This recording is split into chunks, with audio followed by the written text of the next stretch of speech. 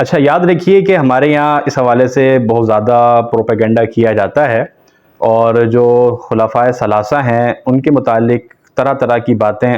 مشہور کی جاتی ہیں اور بیان کی جاتی ہیں کہ وہ نعوذ باللہ اہل بیت کے ساتھ بغض رکھا کرتے تھے۔ پھر نبی اکرم صلی اللہ علیہ وسلم کا ایک ہی فرمان، میں یہ کہتا ہوں کہ رسول اللہ صلی اللہ علیہ وسلم نے جو فرمان فرمایا، الحسین منی وانا من حسین،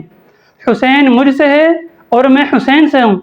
آپ کا صرف یہی فرما دینا ان کی فضیلت کے لیے انتہائی بلند اور بالا مقام رکھتا ہے۔ بسم اللہ الرحمن الرحیم۔ السلام علیکم۔ سب سے پہلے آج ہم لوگوں کا جو ٹاپک ہے وہ میری تمام ویڈیوز جو میں نے آج تک بنائی ہیں ان سب اگر ٹاپکس کا میں جائزہ لوں تو یہ ٹاپک میرے سب سے دل کے قریب ہے، اور سب سے بہترین ٹاپک یہ ہونے والا ہے کیونکہ آج کا ٹاپک ہے سیدنا حسین رضی اللہ تعالی عنہ کی حیات، فضائل اور شہادت کے بارے میں۔ حضرت امام حسین علی مقام کی ذات کے بارے میں کچھ بیان کروں، میری ناقص ذات اس قابل نہیں ہے کہ میں ان کی ذات میں کچھ پھول لگا سکوں، کیونکہ ان کی ذات اس سے بہت افضل ہے۔ لیکن میں اپنی بات اور اپنی ڈسکشن کا آغاز صرف ایک حدیث، سنن ترمذی کی حدیث سنا کر اپنی ڈسکشن کا آغاز کرنا چاہوں گا، اور وہ یہ ہے کہ رسول اللہ صلی اللہ علیہ وآلہ وسلم نے فرمایا، حسین مجھ سے ہے اور میں حسین سے۔ جو شخص حسین سے محبت کرے گا اللہ اس سے محبت کرے گا۔ حسین میری نسل میں سے ایک نسل ہے۔ آج ہمارے ساتھ صرف میں نہیں، دو معزز مہمان بھی، خصوصی مہمان ہمارے ساتھ اس لائیو پوڈ کاسٹ کا حصہ ہیں۔ سب سے پہلے شیخ ابو دجانہ صاحب، جو کہ ماشاءاللہ سے پی ایچ ڈی اسکالر ہیں، لیکچرر ہیں اسلامک اسٹڈیز میں، اور فاضل علوم اسلامیہ، ایک نامور شخصیت۔ اور دوسرے ہمارے گیسٹ ہیں حافظ عبد الرحمن صاحب، جو کہ ایم اے عربی ہیں،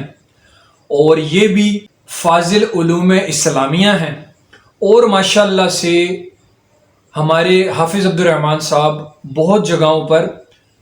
درس دیتے ہیں حدیثوں کے حوالے سے۔ تو سب سے پہلا سوال میں اپنے معزز مہمان حافظ ابو دجانہ سے یہ کروں گا کہ وہ ہمیں بتائیں کہ حضرت امام حسین کی ولادت کب ہوئی، اور کیا حضرت امام حسین رضی اللہ تعالی عنہ حضرت امام حسن سے بڑے تھے یا چھوٹے تھے؟ بسم اللہ الرحمن الرحیم، الحمدللہ رب العالمین والصلاة والسلام علی رسولہ الکریم، اما بعد، اعوذ باللہ من الشیطان الرجیم، بسم اللہ الرحمن الرحیم۔ بہت شکریہ شیخ عثمان شامی صاحب، آپ نے ہمیں اپنی اس پوڈ کاسٹ کے اندر مدعو کیا۔ آپ کا سوال بڑا بہترین ہے، سیدنا حسین رضی اللہ تعالیٰ عنہ کی ولادت کے بارے میں کہ وہ کب ہوئی ہے، اور سیدنا حسن رضی اللہ تعالیٰ عنہ سے آپ چھوٹے ہیں یا بڑے ہیں۔ تو اس حوالے سے حافظ ابن کثیر رحمہ اللہ نے بدایۃ المجتہد میں، اور حافظ ذاہبی رحمہ اللہ نے اپنی کتاب سیر اعلام النبلاء میں، و دیگر کتب تاریخ کے اندر ہمیں یہی روایات ملتی ہیں، اور اس پر اتفاق بھی ہے، کوئی خاصا اختلاف اس پر موجود نہیں ہے، کہ سیدنا حسن رضی اللہ تعالیٰ عنہ 3 ہجری کے اندر آپ کی ولادت ہوتی ہے، اور آپ بڑے ہیں، اور سن 4 ہجری کے اندر سیدنا حسین رضی اللہ تعالیٰ عنہ کی ولادت ہوتی ہے۔ تقریباً 1 سال کا فرق ان کے درمیان موجود ہے، اور میں یہ بات کہوں کہ سیدنا حسین رضی اللہ تعالیٰ عنہ کی سیرت سیدنا حسن کے ساتھ، اور سیدنا حسن کی سیرت سیدنا حسین رضی اللہ تعالیٰ عنہ کے ساتھ ہی ایک کامل صورت کے اندر ہمارے سامنے موجود ہوتی ہے۔ آپ جب محدثین کرام کے ابواب بھی دیکھیں گے تو حسنین کریمین کے فضائل کے اندر یکجا کر کے بیان کرتے ہیں، اور رسول اللہ صلی اللہ علیہ وسلم کی زبان اطہر سے بھی جب بھی آپ دیکھیں تو کثیر تعداد کے اندر جب بھی فضیلت کی بات نکلتی ہے تو آپ دونوں کو شامل کر کے فضیلت کا باب بیان کرتے ہیں۔ تو اسی طرح سیدنا حسین رضی اللہ تعالیٰ عنہ سیدنا حسن رضی اللہ تعالیٰ عنہ کے متعلق اللہ کے نبی کریم صلی اللہ علیہ وسلم فرمایا کرتے تھے کہ یہ دونوں میرے پھول ہیں۔ ماشاءاللہ ماشاءاللہ۔ ہمارا دوسرا سوال قاری عبد الرحمن صاحب سے ہے کہ وہ ہمیں حضرت امام حسین رضی اللہ تعالی عنہ کی فضیلت کے بارے میں بتائیں، ان کی شخصیت کے کچھ پہلو اجاگر کریں جس سے ہم سب مستفید ہوں۔ بسم اللہ الرحمن الرحیم، نحمدہ ونصلی ونسلم علی رسولہ الکریم، اما بعد۔ محترم عثمان شامی صاحب کا سب سے پہلے میں شکریہ ادا کروں گا کہ انہوں نے مجھے اپنی اس لائیو کاسٹ کے اندر مدعو کیا۔ سوال شیخ کا یہ ہے کہ حسین رضی اللہ تعالی عنہ کی فضیلت کے حوالے سے قرآن و حدیث کے اندر کیا کچھ وارد ہے، ہمیں آپ اس سے آگاہ کریں۔ تو میں ناظرین کو اس توسط سے یہ بتاؤں گا کہ حسین رضی اللہ تعالی عنہ یہ بڑی اہم شخصیت ہیں،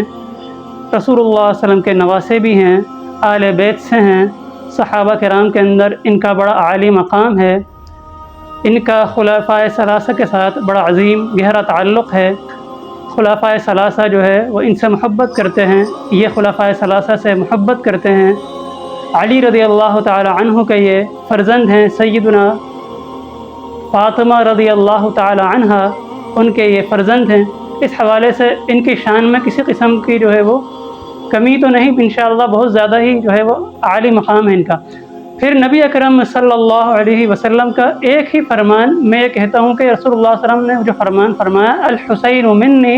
وانا من حسین، حسین مجھ سے ہے اور میں حسین سے ہوں۔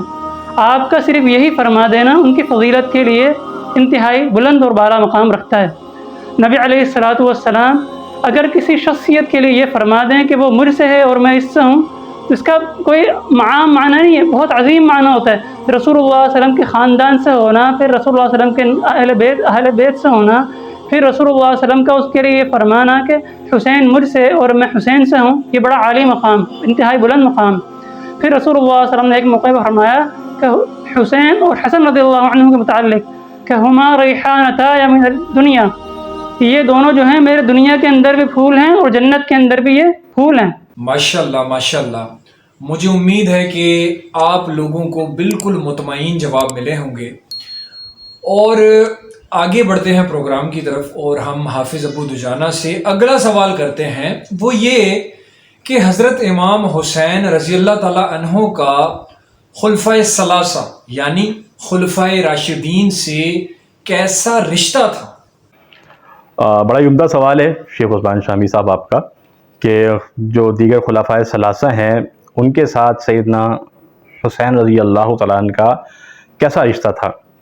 اچھا، یاد رکھیے کہ ہمارے یہاں اس حوالے سے بہت زیادہ پروپیگنڈا کیا جاتا ہے،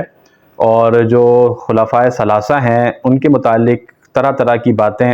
مشہور کی جاتی ہیں اور بیان کی جاتی ہیں کہ وہ نعوذ باللہ اہل بیت کے ساتھ بغض رکھا کرتے تھے، یا نعوذ باللہ وہ حسنین کریمین کے متعلق کسی قسم کی کچھ کجی کے اندر مبتلا تھے۔ تو یہ تمام تر باتیں جھوٹ کے اوپر مبنی ہیں۔ در حقیقت جب ہم دلائل کا جائزہ لیتے ہیں تو ہم دیکھیں کہ حسنین کریمین کے ساتھ خلفائے ثلاثہ کا بڑا ہی بہترین رشتہ ہے۔ جب ہم سیدنا ابوبکر صدیق رضی اللہ تعالیٰ عنہ کو دیکھتے ہیں تو وہ حضرت حسن و حسین حسنین کریمین کو جب حضرت علی کے پاس دیکھتے ہیں تو ان کے ساتھ بڑے ہی ہنسمکھ انداز کے اندر گفتگو کرتے ہیں، اور ان کو یہ بات کہتے ہیں کہ اے علی رضی اللہ تعالیٰ عنہ، آپ سے زیادہ آپ کے بچوں کی شکل ان کے نانا سے ملتی ہے۔ تو بڑی ہی ایک احسن انداز کے ساتھ اور ایک مسکراہٹ کے ساتھ آپس میں گفت و شنید ہو رہی ہے، ایک محبت کا ایک عروج ہمیں یہاں نظر آ رہا ہے۔ ادھر سیدنا عمر فاروق رضی اللہ تعالیٰ عنہ آپ کو اپنا سردار کہہ رہے ہیں اور آپ کی عقیدت کے گیت گا رہے ہیں، وہیں سیدنا عثمان غنی رضی اللہ تعالیٰ عنہ جب آپ کو نظر بند کیا گیا اور آپ اپنے گھر کے اندر محصور ہو گئے، اس موقع پر سیدنا عثمان غنی رضی اللہ تعالیٰ عنہ کے جو گھر کی چوکیداری کرنے والے ہیں ان کے اندر سیدنا علی رضی اللہ تعالیٰ عنہ اور آپ کے ہمراہ حسنین کریمین بھی موجود ہیں۔ سیدنا حسن و حسین وہاں موجود ہیں اور آپ کی حفاظت کے اندر اور آپ کی چوکیداری کے اندر وہاں پر کھڑے ہوئے ہیں۔ تو لہٰذا یہاں سے معلوم ہوتا ہے کہ حسنین کریمین کا خلفائے ثلاثہ کے ساتھ بڑا ہی بہترین رشتہ تھا۔ ان چند منٹوں کے اندر یہ چند ایک واقعات ہی انسان سمیٹ سکتا ہے، وگرنہ تاریخ کے اندر روایات بھری پڑی ہیں جن سے بات معلوم ہوتی ہے کہ حسنین کریمین کے ساتھ صحابہ کرام خلفاء راشدین بے انتہا محبت کرنے والے تھے۔ ماشاءاللہ، جیسے جیسے پروگرام بڑھ رہا ہے، سوالات بڑھ رہے ہیں، تو سوالوں کی انٹینسٹی بھی تھوڑی سی بڑھے گی، اور تھوڑے سے حساس سوال بھی ہیں، کیونکہ دیکھیں حساس ہوں یا سافٹ، دین اسلام سب کے لیے ہے، سارے معاملات کو دین اسلام کور کرتا ہے، حساس معاملات کو بھی، سخت معاملات کو بھی اور سافٹ معاملات کو بھی۔ تو دیکھیں جس کے پاس علم ہے، ہمارا کام ہے علم کو سمیٹنا، علم کے موتی کو سمیٹنا، یہی کور پرپز ہے اس ویڈیو کا بھی۔ میرا نیکسٹ کوسچن بھی حافظ ابو دجانہ صاحب سے ہے، وہ یہ ہے کہ اب وہ ہمیں حضرت امام حسین کی شہادت کے بارے میں بتائیں، اور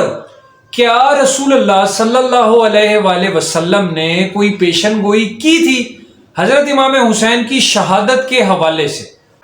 جزاکم اللہ خیر واسن جزا۔ یہ بڑا ایک اہم سوال ہے، اور عموماً عوام الناس کے اندر یہ بات دلچسپی کا موضوع بھی رہتی ہے اور تشنگی کا بھی موضوع رہتی ہے کہ سیدنا حسین رضی اللہ تعالیٰ عنہ کی شہادت کا المیہ کیا تھا اور واقعہ کربلا کا پس منظر یا واقعہ کربلا کیا تھا۔ تو اس حوالے سے ایک تو بات ہم ذہن میں رکھیں کہ بے شمار روایات جو کہ ہمارے یہاں مشہور ہیں، گردش کرتی ہیں، وہ تو پایہ صحت تک نہیں پہنچتی۔ ہمارے پاس جو ایک صحیح ذخیرہ پہنچتا ہے اس کے اندر، جس طرح آپ نے پوچھا کہ سوال کیا کہ کیا آپ کی شہادت کی پیشن گوئی اللہ کے نبی صلی اللہ علیہ وسلم نے پہلے کر دی تھی، تو یہ بالکل صحیح روایت ہمیں ملتا ہے کہ آپ رضی اللہ تعالیٰ عنہ کی شہادت کی پیشن گوئی آپ صلی اللہ علیہ وسلم نے کی تھی۔ جیسے سیدنا علی رضی اللہ تعالیٰ عنہ ایک مرتبہ بیان فرماتے ہیں کہ میں اللہ کے رسول صلی اللہ علیہ وسلم کے پاس جب گیا تو آپ رو رہے تھے، تو میں نے آپ سے کیونکہ صحابہ کرام جب حضور کو روتا ہوا دیکھتے تھے تو بے چین ہو جاتے تھے، تو سوال کیا کہ آپ کیوں رو رہے ہیں، آپ کی رونے کی وجہ کیا ہے؟ تو آپ نے بیان کیا کہ سیدنا حسین رضی اللہ تعالیٰ عنہ کی شہادت کے بارے میں مجھے بتایا گیا ہے کہ آپ کو شہید کر دیا جائے گا۔ اسی طرح سیدنا عبداللہ بن عباس رضی اللہ تعالیٰ عنہ بیان فرماتے ہیں کہ میں ایک مرتبہ دوپہر کے وقت قیلولہ کر رہا تھا، سو رہا تھا، تو میں نے خواب کے اندر اللہ کے رسول صلی اللہ علیہ وسلم کو دیکھا کہ آپ فرات کے کنارے آپ ایک بوتل کے اندر خون جمع کر رہے ہیں۔ تو کہا کہ میں نے سوال کیا اللہ کے رسول صلی اللہ علیہ وسلم سے کہ آپ یہ کس کا خون جمع کر رہے ہیں؟ تو آپ فرمانے لگے کہ میں حسین رضی اللہ تعالیٰ عنہ اور آپ کے ساتھیوں کا خون جمع کر رہا ہوں۔ تو آپ نے واضح طور پر اس کی پیشن گوئی پہلے کر دی تھی۔ اسی طرح سیدنا ام سلمہ رضی اللہ تعالیٰ عنہا سے بھی روایت ہے کہ اللہ کے نبی کریم صلی اللہ علیہ وسلم نے ان کے سامنے یہ پیشن گوئی کی، آپ رو رہے تھے، فرمایا کہ میرے پاس جبریل امی آئے اور انہوں نے بتایا کہ سیدنا حسین رضی اللہ تعالیٰ عنہ کو شہید کر دیا جائے گا۔ تو جب آپ کو شہید کیا گیا کربلا کے میدان کے اندر نہایت مظلوم طریقے سے، تو جب سیدہ ام سلمہ رضی اللہ تعالیٰ عنہا تک جب یہ بات پہنچی ہے، چونکہ پیشن گوئی کی بھی روایت وہ بیان کرنے والی ہیں، تو جب ان تک یہ بات پہنچی تو وہ کہنے لگی کہ اہل عراق کے گھروں کو اللہ رب العالمین آگ سے بھر دے، انہوں نے نہایت بدترین کام کیا ہے۔ اور آپ فرمایا کرتی تھی کہ سیدنا حسین رضی اللہ تعالیٰ عنہ کی شہادت کے اوپر صرف انسان ہی نہیں بلکہ جنوں کو بھی میں نے روتے ہوئے دیکھا ہے۔ تو آپ کی شہادت واقعی میں ایک بڑا المیہ ہے اور ایک تاریخ کا بڑا ہی سیاہ ترین باب ہے، لیکن اس کا مقصد ہرگز ہم یہ نہ کریں کہ ہم اس واقعے کو لے کر ماتم زنی یا پھر اس طرح کے چیزیں ہم شروع کر دیں۔ واقعی ایک بڑا ہی دردناک اور ایک بڑا ہی افسوسناک ایک واقعہ رہا تاریخ کے اندر، اور اللہ کے نبی کریم صلی اللہ علیہ وسلم کے گوشہ جگر کو آپ جو ہے کاٹ دیا گیا، ذبح کر دیا گیا۔ یہ بڑا ہی تاریخی ایک سیاہ معاملہ ہے، لیکن اس کا قطعاً یہ مقصد نہیں ہے کہ ہم اس طرح ماتم اور اس طرح غیر شرعی امور ہم کرنے لگ جائیں۔ سیدنا امام حسین کی شہادت پر صرف انسان ہی نہیں، جیسا کہ شیخ نے بتایا کہ جنات بھی ہوئے، کیونکہ ایک مسلمان کے لیے، خاص طور پر ایک مسلمان کے لیے یہ ایک بہت بڑا المیہ ہے۔